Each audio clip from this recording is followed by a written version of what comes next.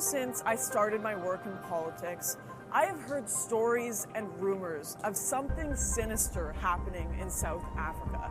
I was regularly sent images and videos claiming there was a white genocide going on right now. As a journalist, I have learned to never take anything at face value, to second guess and question it all. But I also believe that there is never smoke without fire. This is what makes South Africa so intriguing, because depending on your outlook, it is either a paragon of multiculturalism and social justice, or a powder keg with a genocide against the white population ready to erupt into an all-out race war. After doing some digging, I found an overwhelming mess of conflicting information about South Africa. Political turmoil, disappearing government funds, widespread corruption, and the sense that those responsible are never quite brought to justice. I found stories about the most gruesome murders imaginable with almost no statistical proof of their existence. I tried to put the pieces together, but there were just too many missing. With the left wing and establishment media calling the farm murders a non-issue and praising the Rainbow Nation, and the far right predicting a civil war, I thought surely the truth must lie somewhere in the middle.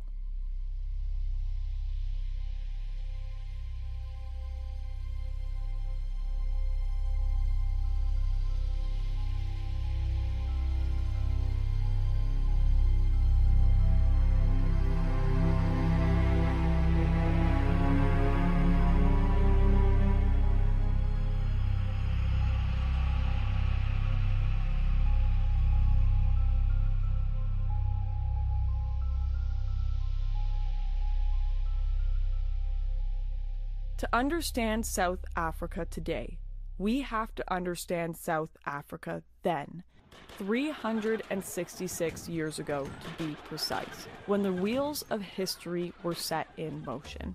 It all begins in 1652, when the Dutch East India Company, or the VOC, became the first European group to establish a permanent settlement on South Africa's western coast. At this time, the rest of the country was inhabited only by the Khoisan people, an ancient nomadic group who foraged the land long before the black tribes migrated south into the modern-day KwaZulu-Natal. The VOC made its first purchase of land from the Khoisan people in 1671, establishing the Cape Colony in the areas surrounding what would become Cape Town. But it did not treat all under its rule well, and many children of the settlers were born into indentured servitude. Seeking a life beyond the VOC, a group known as the Trekboer set out beyond the borders of the Cape Colony in search of a free, semi-nomadic farming life in the country's interior. They were joined by the first of the Voortrekkers in 1836, a larger group that would eventually form the basis of South Africa's modern Afrikaner population. As their great trek reached its peak, war erupted among the Bantu tribes in the north as they migrated across the modern South African border. In 1816, a king named Shaka ascended to the Zulu throne. Within a year, he had conquered almost all of the neighboring tribes who were vying for control of the region. This period is known as the Mfukane, the Zulu word for crushing, scattering, or forced migration. In 1823, a rebellion under Mzilikazi split off from the Zulus and headed north into the Transvaal region, where it is estimated between 1 and 2 million Bantu people were massacred, leaving the area almost completely depopulated. It was during this time that several tribes, the Mfangu and the Ngwane among them, were forced to flee south, putting them on a direct course for the trekking Boer. This was unfortunate for the Boer, who had been making deals with smaller tribes in the area, trading favors, livestock, and weaponry for land. These deals between the Boer and the Bantu occurred frequently throughout South Africa's history. It wasn't long, though, until fair and mostly peaceful exchanges of land between whites and blacks gave way to violent, militaristic ones. In 1828, a new Zulu king, Dingane, took the throne. Piet Retief, a notable Voortrek leader, was determined to make civil deals with the tribes. He was granted land for his caravan of Voortrekkers in exchange for the return of 700 cows that had been stolen by a neighboring tribe. After returning these cows to the Zulu, Retief and his trekkers made settlements on the agreed-upon land, and in a show of good faith, the king invited Retief and a band of his men to witness a special performance put on by his soldiers. There was no show.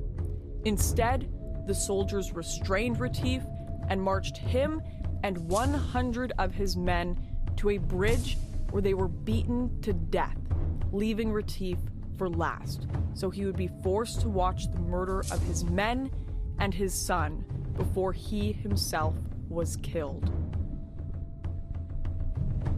Dingane went on to massacre Retief's entire encampment, including hundreds of women, children, and many Khoisan people who had traveled alongside the Voortrekkers. The incident became known as the Wenen Massacre.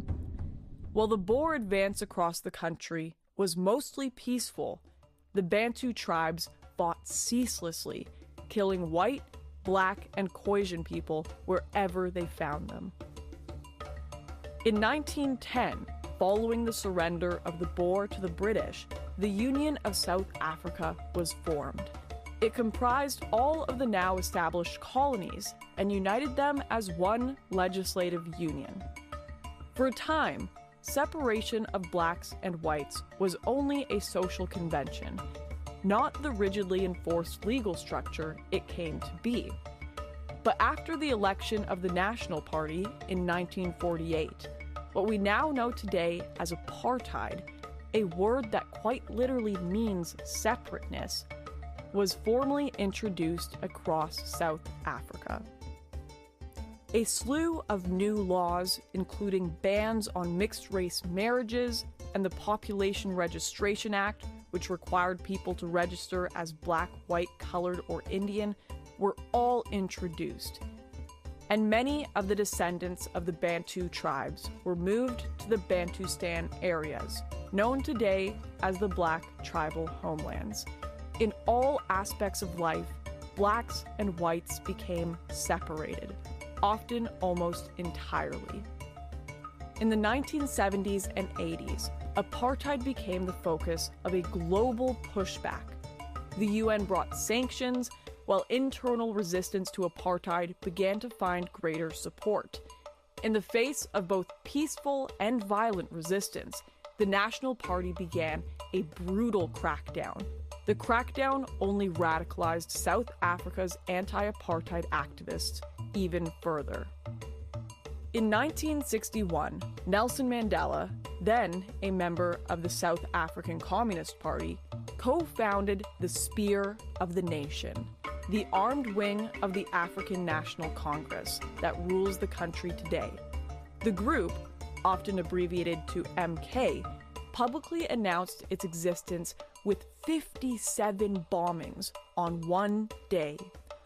Ultimately, with the help of the CIA, Mandela was arrested and spent the next 27 years in prison.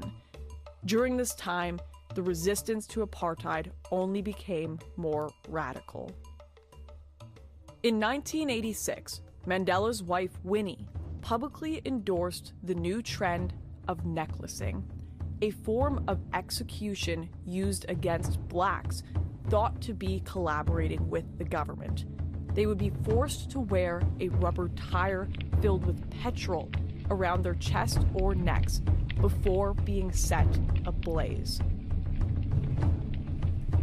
Eventually, following international pressure and the fear of a race-based civil war, the National Party released Mandela and entered into negotiations with the African National Congress, formally ending apartheid in 1991. 3 years later, Mandela led the party to victory in South Africa's first multiracial election, securing his presidency and bringing about a new constitution, emphasizing racial reconciliation. South Africa is a young democracy, and the country still faces great obstacles, like deciding who has the right to parts of land still owned by the Afrikaner minority, something that has come to be known as the land issue, and which is tied closely to attacks on farmers. It is this divided South Africa that I am stepping into today.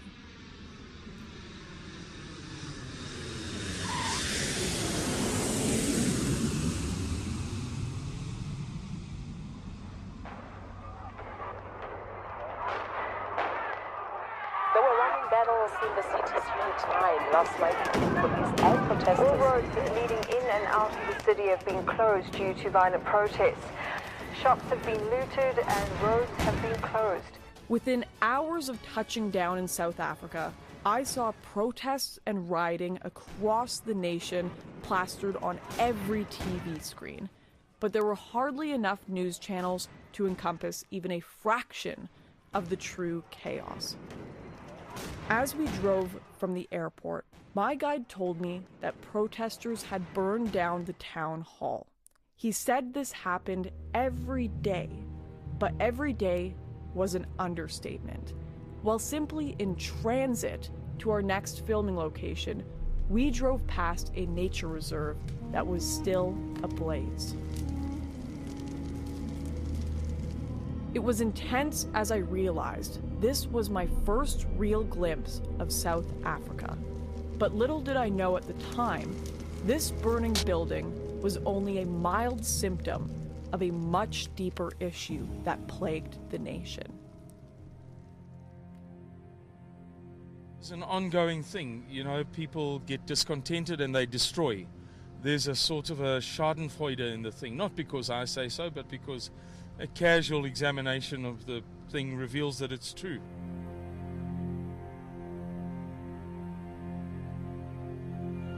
There has been, for many years, going back to apartheid, but currently too, a habit of burning down schools if the children are discontented with the headmaster, for example. In South Africa now, where we're following the burning of 13 schools in the country's Limpopo province. The protest broke out over a district boundaries dispute. Protesters say moves to include their neighborhoods into a new municipality would delay efforts to get them better housing and water. Government officials appealed for an end to the violence, saying it's affected the education of hundreds of children. The number of municipal buildings that has been burnt down in South Africa over the past, let's say, 30 years runs to, I would say, comfortably 1,000. Very, very comfortably. My instinct is to say 3,000 or 4,000. If I total up all of the stories that I've read, in passing in newspapers over the past 30 years. While I had come here to investigate the farm murders, I quickly learned the problems here were far more prolific.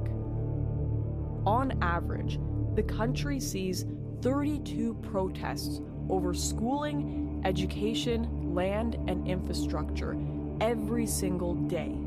And the cost of damage to South Africa's university buildings alone has already soared well above 45 million US dollars. There was clearly more at play here than I first thought, so I pressed on, determined to find the truth. When investigating the farm murders, I was met with a remarkable scarcity of information. The government statistics did not report any rise or increase, and the BBC and other mainstream outlets echoed this position. I wanted to know why the murders of South Africa's rural white minority were so different from the rest of the crime in this country. And when I dug deeper, I discovered the Blood Sisters, an organization that works with government contracts to clean up crime scenes across South Africa. And I figured surely, if anyone, they would know what the reality of these numbers really looked like. My name is Eileen de Jager. I'm one of the Blood Sisters, known in South Africa. We are a nationwide leader in crime scene cleanup. Have you seen an increase in these kind of attacks in recent years? Absolutely. 18 years ago when we started this business, there was attacks. According to our knowledge and what we experienced, they started weekly. We would get one call a week to come and assist at either farm attack or farm murder. Now it's daily. It's definitely daily. It's increased unbelievably. Between 2012 and 2016, the attacks on smallholding farms or properties deemed as a farm or an area non-residential has increased by an average of 72.9%. The figures that I've just given you is according to our statistics. Government statistics will differ. I don't suppose you can tell us much about why that is. We don't... I don't work closely with them because we don't do every scene. But their figures are funnily enough lower than ours.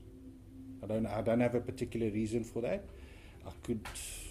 I don't wish to divulge on that. This was the first time on camera a qualified government associate had confirmed my worst fears.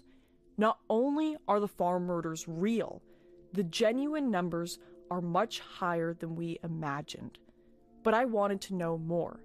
In a country that already has extensive murder rates, why are these so much worse? Farm murders are one of the most gruesome kind of crime scenes that we have to deal with, especially, in South Africa. Farm murders are intentional. It's not robberies. It's intention. The intention of the attackers is, according to us and what we've seen, is to kill. It's been classified, especially on the crime stats as well, that it's attacks or robberies, burglaries. But because there is no statistic for farm murders currently in South Africa, the brutality of the farm murders in South Africa is undescribable. We found pieces of nails being pulled out. We found hands being removed from bodies. We found people raped, murdered, brutally murdered, babies, children, the farmers trying to protect their families, and there's just no stopping. The farm murders are brutal.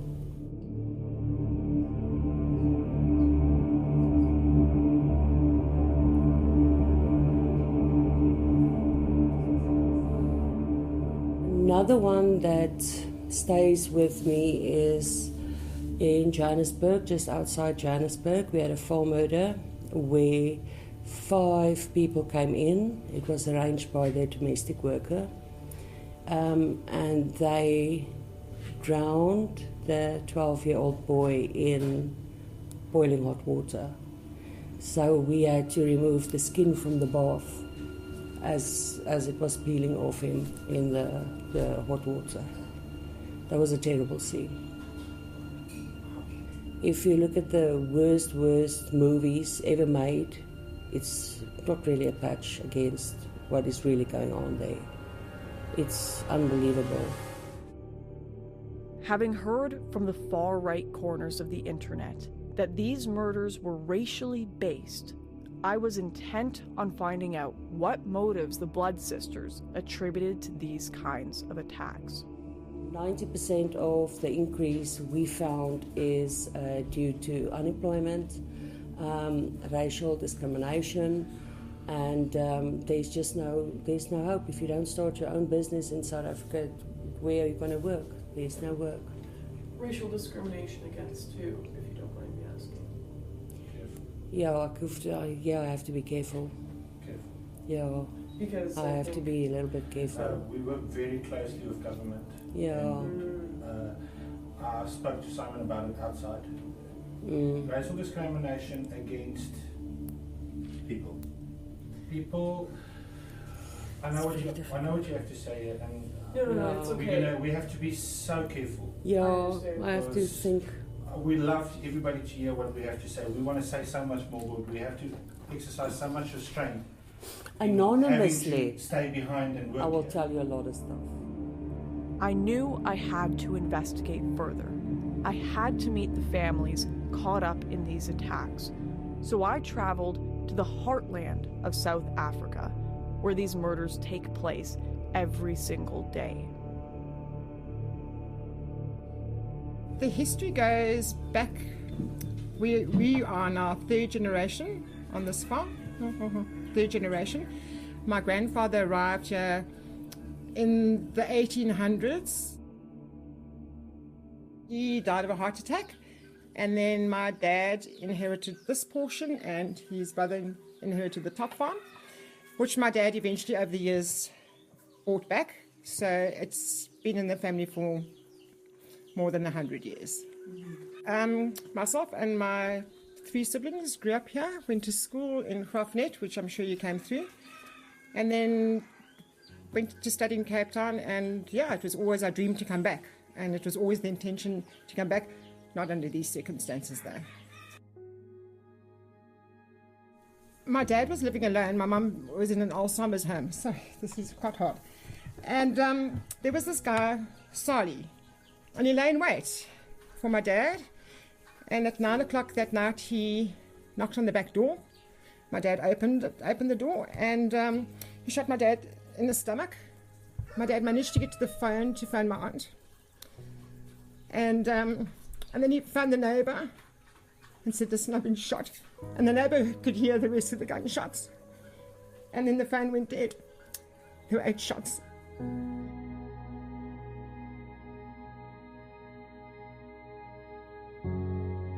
There was one shot that ricocheted against that wall.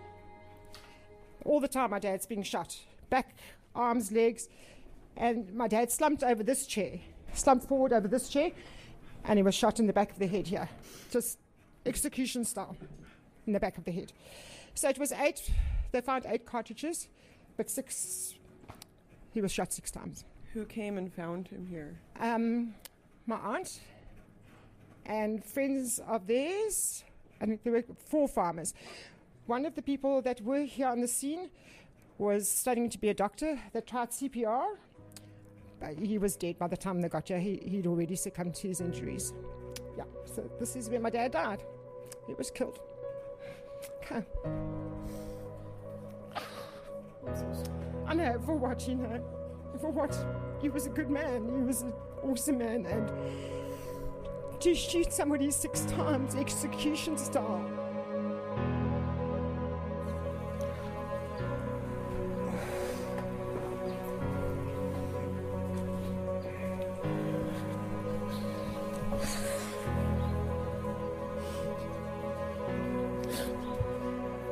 You think it gets easier, and it never does, unfortunately. My dad was, and Louis will back me up, and everybody will back me up. My dad was the most loving person. He cold-bloodedly just got it and so all they took about 20,000 rand in the safe. They took that, helped themselves to food in the fridge, and then hit the road, and then bumped into, or saw all the farmers arriving, and ran. And they spent the night, the 2 of them, at one of the farms, and got back to Aberdeen. And by Saturday morning, the farmers had caught both of them. The farmers, not the police. The farmers. It was a tip-off. and the farmers caught them, and eventually the police apprehended him. So were these people brought to justice? He got 15 years. 15 years. So, you know, if with these 15 years he can sit for six years, then he'll come back. And he'll probably come and kill us or kill another farmer because he knows how easy it is, that he's got away with it. But no remorse whatsoever. Nothing. He spun so many stories in court that the judge eventually just said, rather keep quiet because I don't believe you. So justice hasn't been served yet.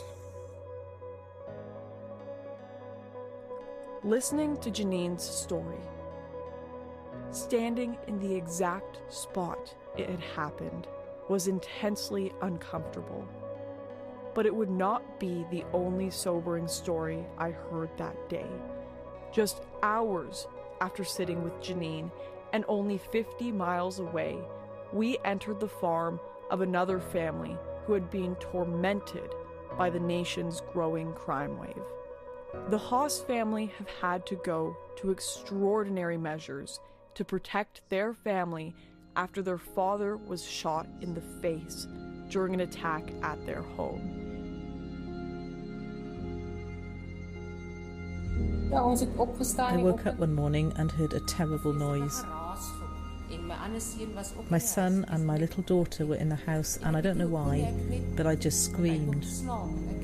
It happened so fast.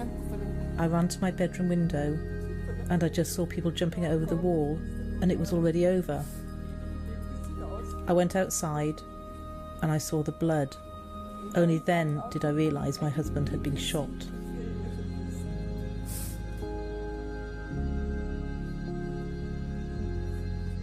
The marks are still on the wall.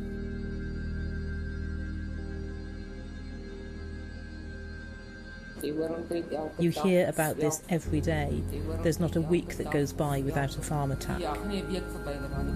My husband survived the attack, but others are not as lucky as us.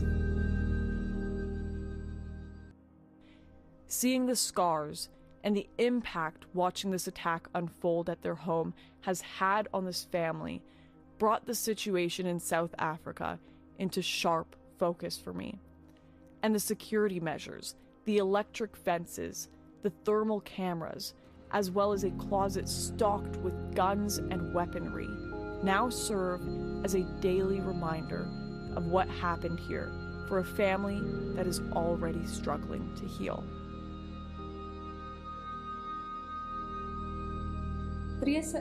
During the week, I'm alone here.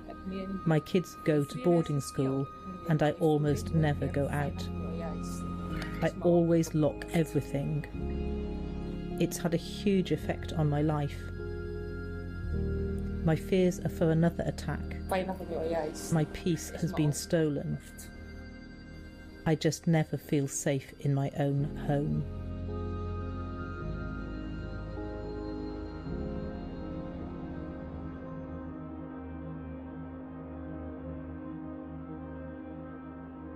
Outside the charmed world of rich and famous influencers who paint a story of security and prosperity from within their gated communities in Johannesburg and Cape Town, it seemed everywhere in South Africa there was a story of tragedy and bloodshed to be told.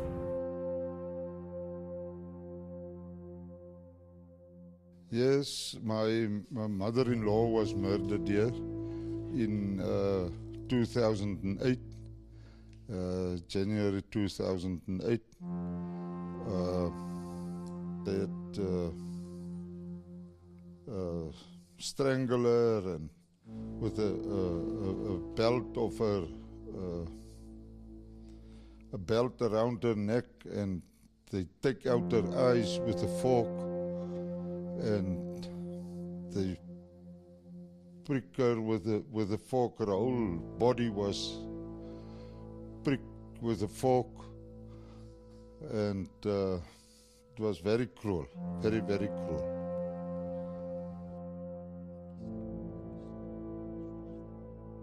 You see, the problem is I will never go back and buy a farm there. I will not.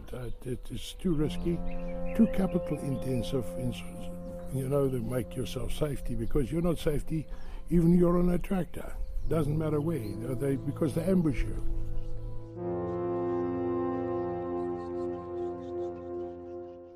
I'm not scared. I'm not scared for that, but if I know to do something better, I would rather do something better.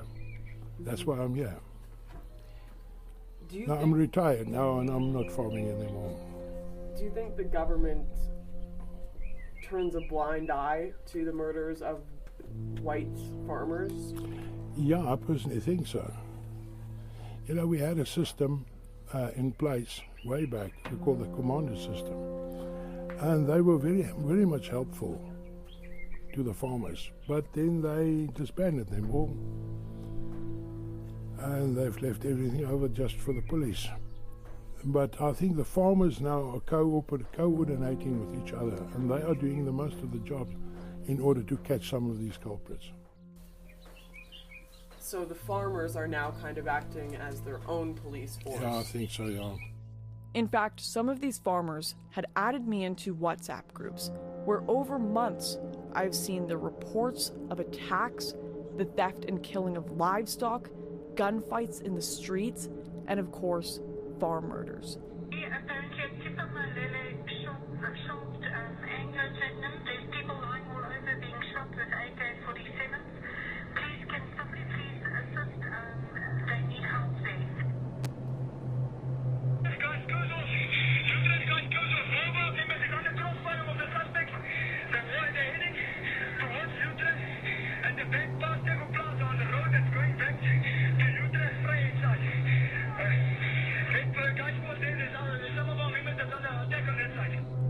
In these groups, I saw firsthand the lengths of coordination these farmers must go to in order to deal with their situation alone.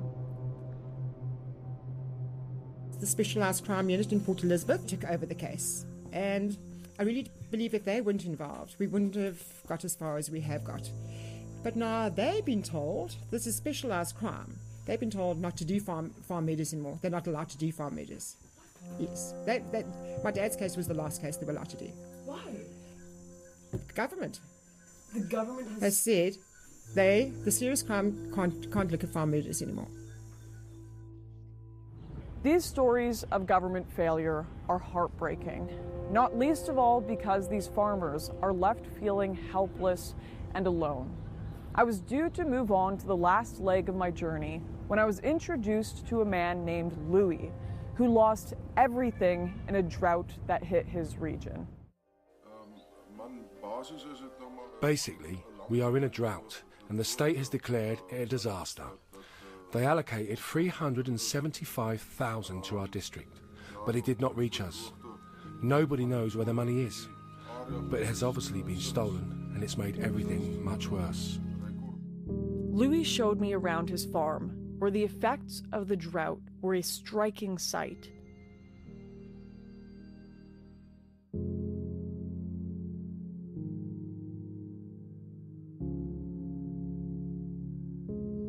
I can't afford to pump the water out of the ground anymore. It has gotten me into massive debt. It's no longer even affordable to run my machinery, pump the water, or go to the wholesaler and buy the basic ingredients to feed my cattle and maintain the farms.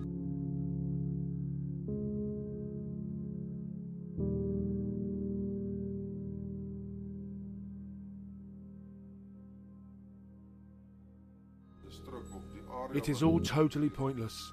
My farm used to be a green oasis. It used to be a healthy, perfect farm. Now it has all turned to dust, to barren wasteland, with piles of bones from the sheep I once had, who died of thirst. Over the past few years, the South African government has used its Black economic empowerment policy to coerce utility companies into depleting the number of white workers to reflect the racial makeup of the country.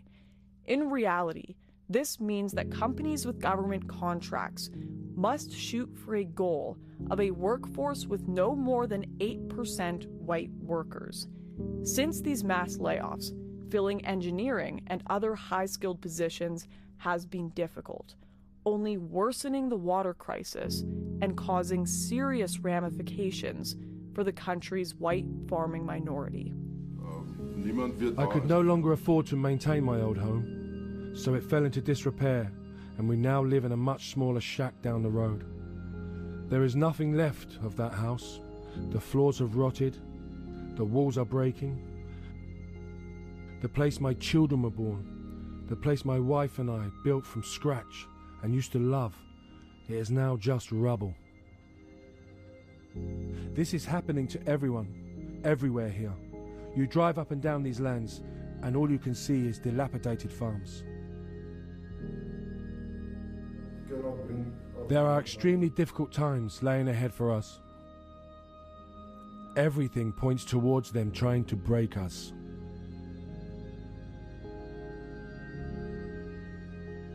In a nation so dependent on these farms for its food and for some of its major exports like Angora mohair, it's hard to believe the government is doing so little to help, or worse, as some are speculating, purposely withholding aid as they battle with farmers for the land.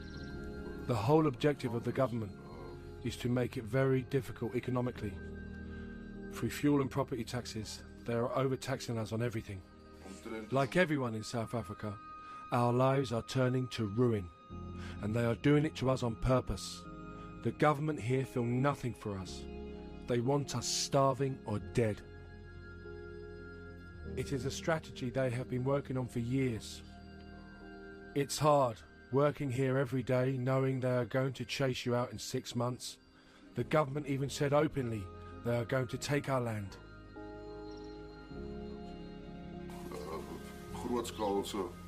I will never recover from this. I just hope my children can have a better life one day. Spending time with Louis on his dying farm has been a truly heart-wrenching experience. Not only are these farmers forced to live with the constant fear of break-ins and some of the most gruesome crimes imaginable, but every day has been a struggle, even just for the survival of the very land to which they are so deeply rooted. To make matters worse, if the government follows through with their promises, Louis will shortly be losing all his land as well. Listening to Louis describe his situation was surreal. It was far too removed from the reasonable middle ground I expected to find between the left and the right's posturing of the issues facing South Africa. Only days after leaving South Africa, I saw Louis' fears vindicated in Parliament.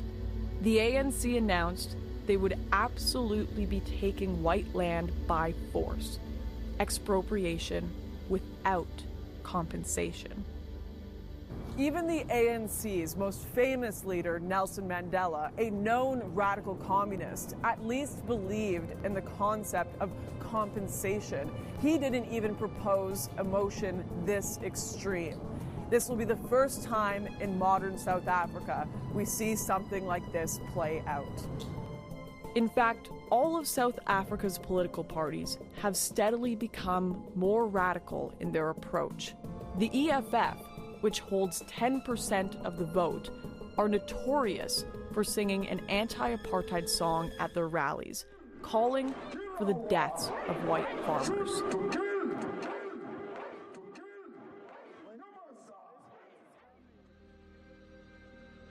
The situation has now become so dire that nations like Australia have begun considering giving refugee status to white farmers, while others within South Africa hold mass protests before the plasmoord, the Afrikaans word for farm murders, reaches a point of no return. I began to wonder if the remoteness of their farms simply made these farmers an easy target, or if other white South Africans faced the same problem. So I met with Liz, a businesswoman with a successful paintball field and shop near Port Elizabeth. I've probably had over 100 break-ins at my business in the last 10 years. I've been in 2 armed robberies at my work, so as we were closing, guys just roll in and basically pull out a gun and take all your stuff. In one of the armed robberies, one of the guys was beating me with a metal pipe over my head, so that you just shut up and be quiet and just subdue any they basically just don't tell you to be quiet, they just make you be quiet.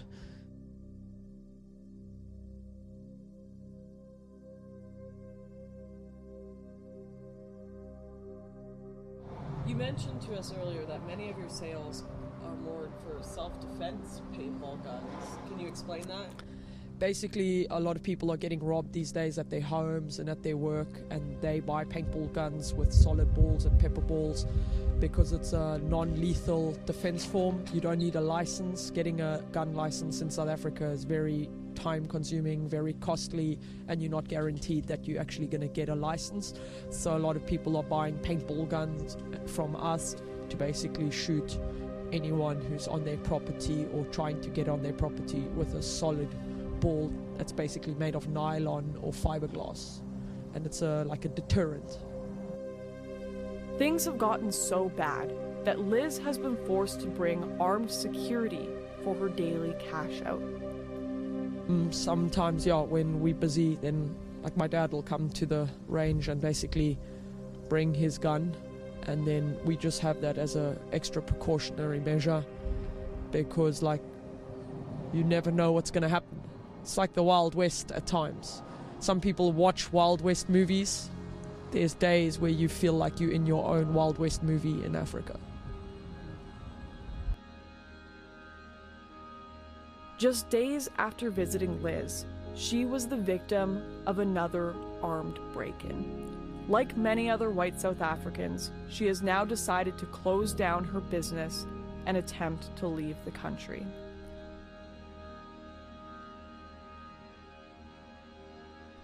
South Africa's white population has fallen by 23,000 in the last year, and with the recent surge in murders and the announcement of land expropriation, that number is expected to skyrocket before the end of 2018.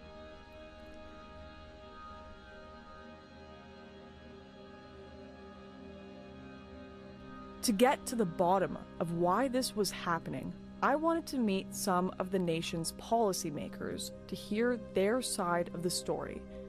So I managed to secure an interview with Thabo Mokoena, a powerful businessman and a member of the ruling party's provincial executive committee, and someone I have been advised is a major force within the African National Congress. So there's been very slow progress in terms of addressing the land or redistributing the land. So we must speed up. And it's not the question that government does not have money for compensation or there is no money for compensation in the system. I think it's just part of the problem is that the bureaucracy is way too slow and then it undermines, the good objective. So you need to have cutthroat departments that understand the agency and the plight of the people. When they are required to do their work, they must do it. Are things leaning more towards with or without compensation? I don't know, I'm just curious. Yeah. Look, the decision that has been taken, it's without compensation. There's nothing that government can do that is illegal to the farmers. Neither there is nothing that the farmers can refuse, which is law. So they don't have much options. It is not the intention of the ANC to go and grab the land illegally and then that type of thing. No. We will do it within the prescripts of the laws of this particular country.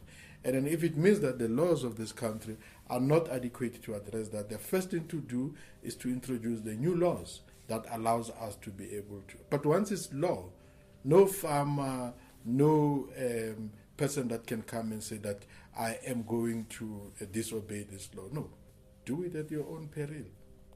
This seems to be the official party line. Don't worry, everything is fine. Ignore, cover up, and don't mention it. But former financial advisor to the ANC turned political activist Simon Roach has spoken out against this approach in recent years. Our economy is imploding. The value of our currency has deteriorated dramatically, almost unbelievably. We've been downgraded to junk status. We have an official unemployment rate of about 38%, just over 38%, but an unofficial, in other words, the non-government sources say that it is certainly 50%. We have about 16.3 million, in fact 16.3 million people on social grants and an income tax base of 3.1 million people. Taken together, these are the reasons we believe there will be a civil war. And I'd like to add a final anecdote. We recently had a protest in South Africa against farm murders. The protest was called Black Monday. And afterwards our Minister of Defence said that if whites stage another such protest, they will bring a civil war upon themselves. They will provoke a genocide. Like the wider situation in South Africa, my conversation with Thabo quickly became messy and confusing, something I began to believe was a tactic to avoid confronting the reality of the situation. The implications of this tactic became increasingly concerning throughout my trip. To simply ignore racial tensions, economic and energy crises, and of course the farm murders seemed shockingly irresponsible as the evidence on the ground continued to mount. It was at this point that I discovered another phenomenon sweeping the country: white squatter camps. So I went to one such site to investigate it for myself. This squatter camp, just outside the nation's capital, is one of many across South Africa and is home to some of the country's most disadvantaged people, many of whom have struggled to find work, basic medical care, or even shelter because of the country's black economic empowerment laws. It is built on the site of an old dumping ground and is home to around 60 people, most of whom are children. We're okay to film? Yeah. Yeah? Okay. All right, this is Donnie. He's going to be a tour guide. Hi, Donnie. Nice to meet you. Yeah, well, the place is about people that haven't got place to stay, that stays on the street. So we help them, and there's some of the people that is coming in that's got drug problems and all that. We help them with it, and especially women that is abused with children, and we help them with that. That is what we are doing here. So, and from the public side outside, we don't get any support. So the men here, we are working. We love to do it because, especially women and children, they don't get any support from the government. They don't get support. And we haven't got power or lights, electricity we haven't got yet. That's why we got water, but Kobus is supporting us with the water, so he's paying that damages out of his pocket. Could you tell us just in simple terms why this is here? Because there's no help for whites in South Africa, not so all, nothing. So our whites land on the streets, they ran to squatter camps because they know there's food and clothes. That's why I started it. Who builds these houses? You guys do? Ourselves. Yeah. We do it ourselves. We do it ourselves. There's this one guy staying there. Look at this room. One guy. So without this place open, where would these kids be? They will be on the streets. Or they will be in foster, or they will be in somebody else's care. The government doesn't have a whole lot of programs? No, nothing. Well, there are poor people of all races in South Africa. People here are often refused help based solely on their race. Miss Grace, the de facto mother of the camp, told me how one resident was refused treatment at a hospital because of the color of his skin, while children in the camp were refused places at a local school for the same reason. There's nothing. There's I think in 2001, it was stipulated from the government, no support to any whites whatsoever. No aid, nothing. Why couldn't you go to one of the hostels that the government has set up? Because of the skin color. Yeah, and yeah, it's not well. We just help white people here because there's no other place that does it. You know, if you go to there's many places I know, Jesus Disciples, Manger, those places they take blacks and they put the whites out. You see, so yeah, that's about it. So wait, there are places here that will only help blacks but won't help whites? Yeah, that's true. Can you tell us a little bit more about that? Like, people find that a very bizarre idea. Yeah, I don't know how to say it, it's just the racism going around. So I'm just here to get my life in order and try to give my daughter a better life.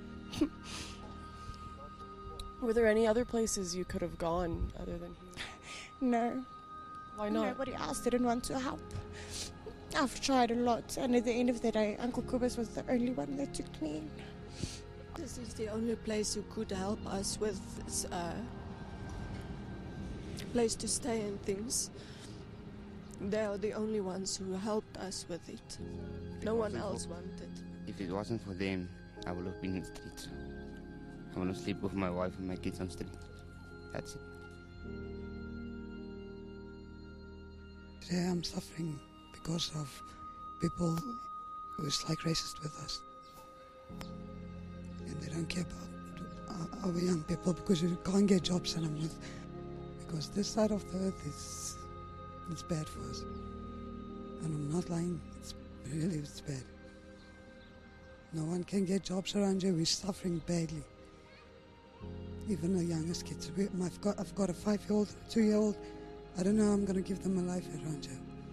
Well, where we lived, things were very dangerous. The one day, there was black people walking in the street and they shot through our windows. And I went and the police did nothing. You can't even walk in the streets around. At night, during the day, they always rape you or they beat you up. They're swearing at you in the language. They know you don't know the language, but they will come and swear at you, breaking you down around you. You don't feel like a person around you anymore. So they're making sure our people, we don't have a life anymore. They will make sure about it. This is just one of dozens of camps like it in South Africa, a growing testament to the resentment the country's white population now faces. In order to learn more about why anti-white racism is thriving in the country, I spoke to the deputy president of Black First, Land First, one of South Africa's more radical political parties. Last year, Andile Mqitama founded the Black First, Land First, which he says aims to put land and the economy back in the hands of black South Africans. BLF is taking... We have to fight in order to attain freedom as the black majority in this country. And the fight has to be located in taking back the land and expropriating back into the people, in seizing the means of production and expropriating everything, or rather redistributing everything equally. A society that would embody a value system that puts black people first will have to be attained through confrontation, unfortunately, because our people have waited for so long, right? We've waited for so long, peaceful, and nothing is happening in terms of changing our lived experience, right? In fact, the settlers know that very well. So we are already at war. Our people are at war in farms now. white people and persons like Breitenbach are land thieves and they have no stake to this society, and the black majority understands that, and we will respond accordingly. I think black people have been patient enough for more than 400 years of colonialism, and we don't want you to feel pity for us. We are coming for you, and we are going to get everything that you own. It's ours.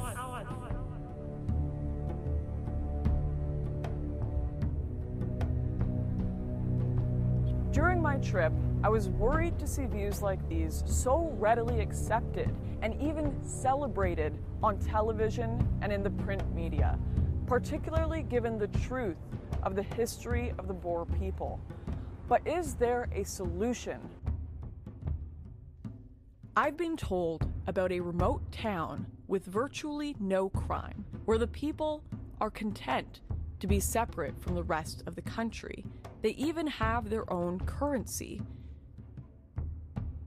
Now, what's interesting about this town, and probably one of the biggest reasons it is criticized, is that it is the one place in the world where, by law, only white people are allowed to live.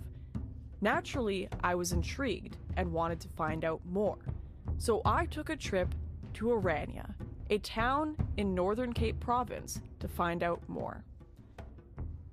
While in Orania, I managed to secure an interview with the mayor. My guide explained to me that Mr. Boshoff had turned down interview requests from mainstream news outlets like CNN and BBC, so I took the rare opportunity to sit down and discuss his vision for the town on camera. The Orania movement is 30 years old this year. It was created in 1988 when it was quite clear that minority government in South Africa was unsustainable and that some agreement needed to be reached with the majority of the population.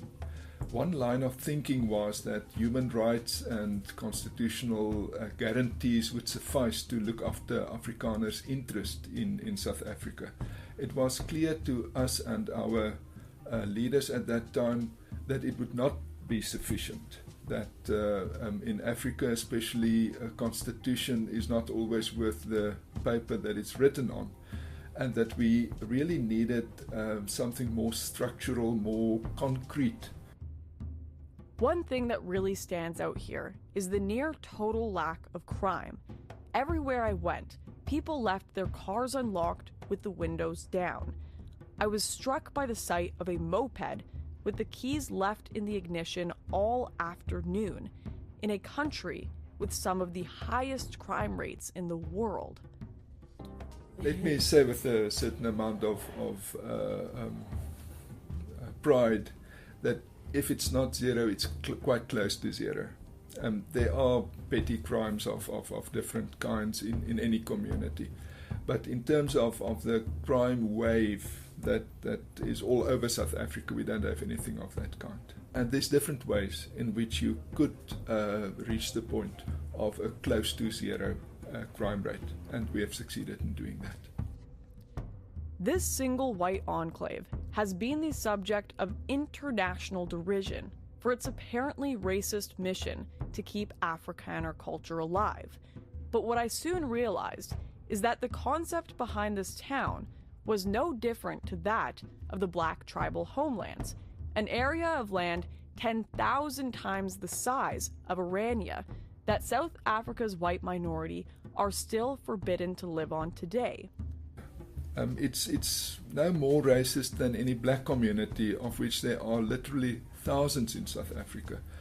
And I say that because we don't define ourselves in the first instance in terms of race, but in terms of culture and language and a whole tradition. To people in the West, this town may seem bizarre, but it's clear that like many other places in South Africa, and indeed the world, the people of Orania consider the threat to their culture great enough to take extraordinary steps to ensure its survival. Orania movement members are more than 5,000 at the moment. So it's small, it's relatively small, but nonetheless, we've created a kind of alternative that is ready to grow. I was certainly struck by the sense of peace in Orania, something which stood in stark contrast to many of the other towns I visited while in South Africa. Orania is just one potential solution to this crisis, and for the people living there, it seems to be working.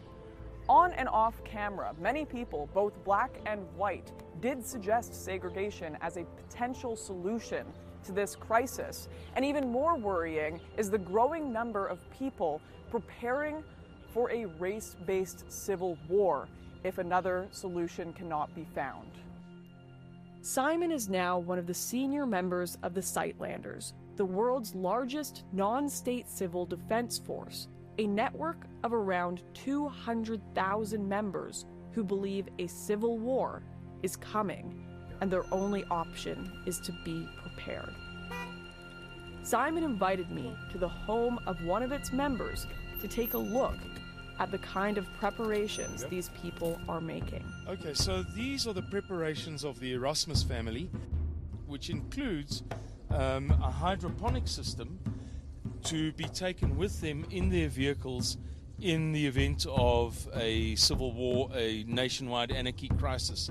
And these will be laid in their vehicles and taken down so that they can start crops from scratch in any remote area as long as there's water. So they have five cars in their clan, you could say, and then they have that truck that will carry a whole lot of stuff. When they move out, they're building a sort of canopy for the truck for refugees that they will pick up. It's obviously just in the early stages. That's a dryer for all the veggies. You can even dry meat inside it, you know, and prepare that food. You know, that can keep us 2-3 years, definitely. The family doesn't use it for its day-to-day use. It's specifically a preparation for a nationwide anarchy situation.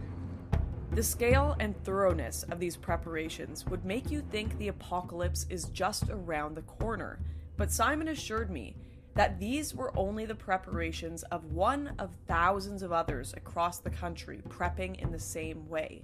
In fact, every year the Sightlanders hold a huge evacuation drill where different groups from across South Africa carry out a complex run-through of their plan for when civil war breaks out, something they believe is inevitable.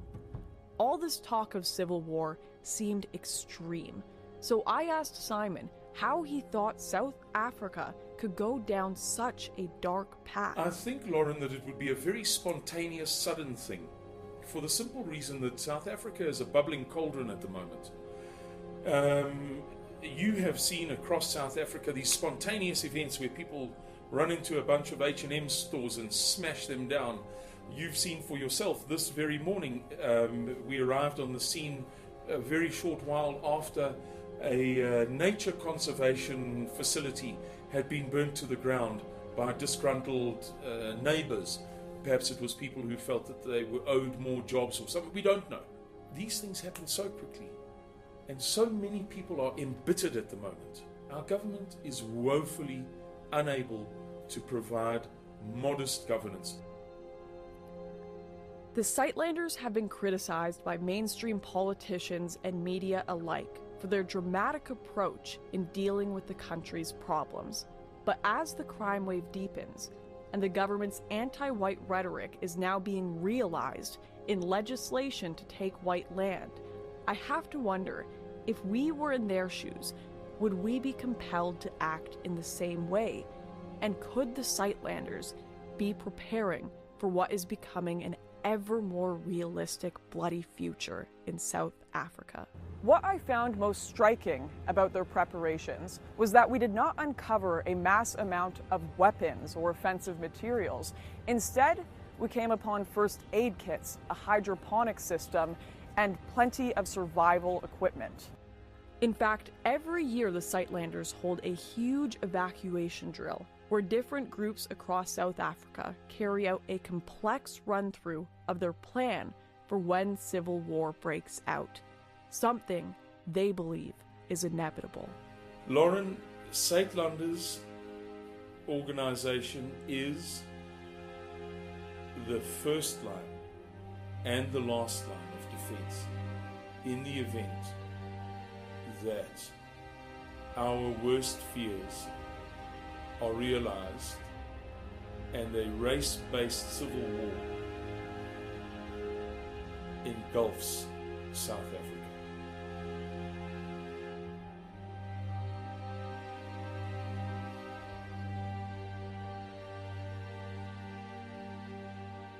If the choice is between segregation and civil war, the future for all South Africans looks bleak.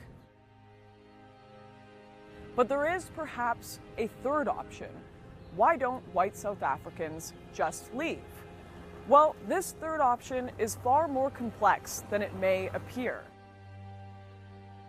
There's no way for the average South African to leave South Africa. You must have, in most of these cases, $300,000. That's 6 million rand. A normal South African doesn't make 6 million rand. So there's just no way for the normal South African to leave.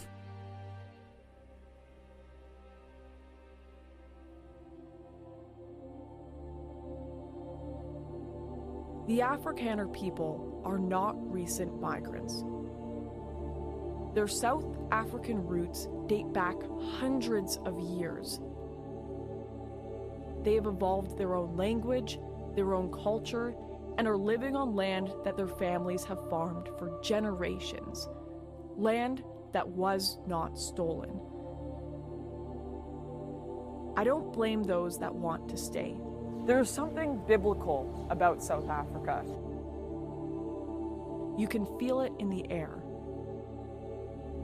Their history lives in the very soil they work every single day, and many will not be convinced to leave it so easily. Beyond this, for those who do wish to leave South Africa, the process and costs have made it nearly impossible for the most vulnerable to travel beyond its borders. If I can get a chance, I will go. If I can get a better life that side of the seas, I will go. Me and my 2 kids, I need a life to make for them. Because my life is ruined because I don't have a job, there's nothing out there. I want something to happen for them. Because they're still young, I need to get it for them to have a life. Because if they don't have a life, what is going to happen? The blacks is going to kill my kids. There was rumors around here. They said it's going to come in, I don't know when. I don't know which, like Zuma, or, you know, I don't know if it's Zuma or what, Malema or what kind, said if he takes over, he's going to kill our white.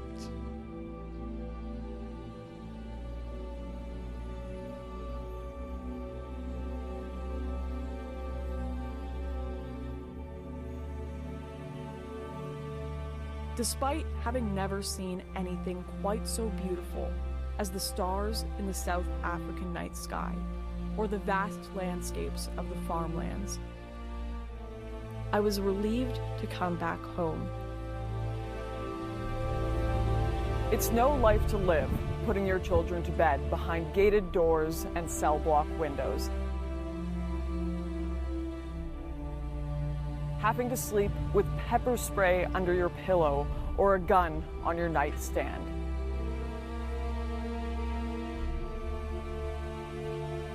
Leaving this place is a luxury these people do not have.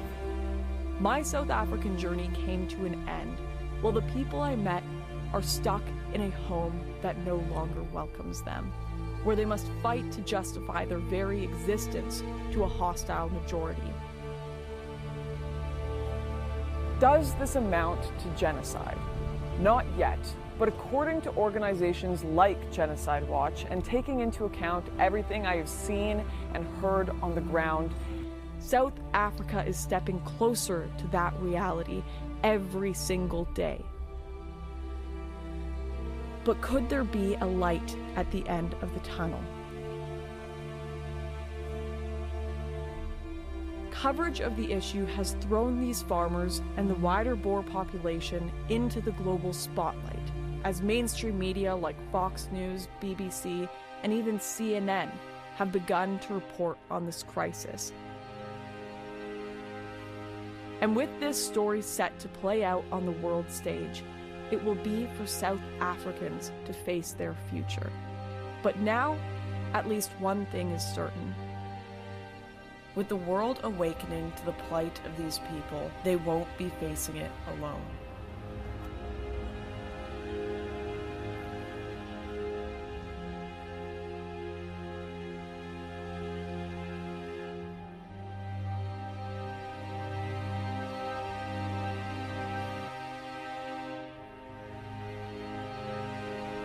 You never know what's going to happen. It's like the Wild West at times.